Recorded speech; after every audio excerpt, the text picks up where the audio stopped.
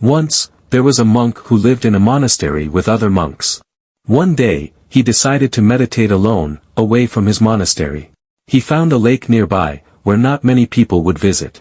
He decided to go to that lake to meditate. He took a boat out to the middle of the lake and moored it there. He sat with his eyes closed and began his meditation.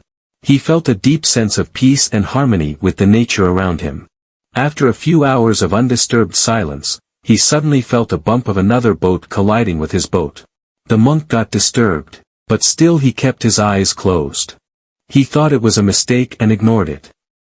Again, he felt the bump. With his eyes closed, he sensed his anger rising, but still he kept his eyes closed and stayed silent. He tried to control his emotions and continue his meditation. After a while, he felt the bump again. By this time, he was ready to scream at the boatman who dared to disturb his meditation. He opened his eyes and looked at the other boat, to shout at him.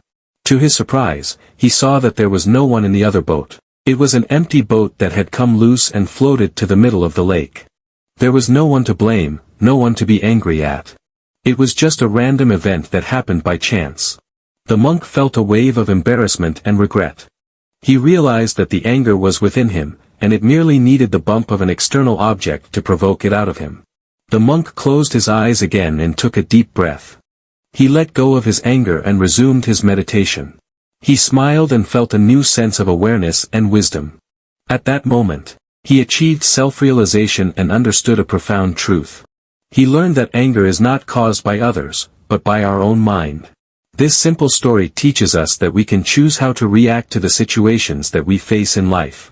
We can be free from anger, if we are aware of our own thoughts and emotions.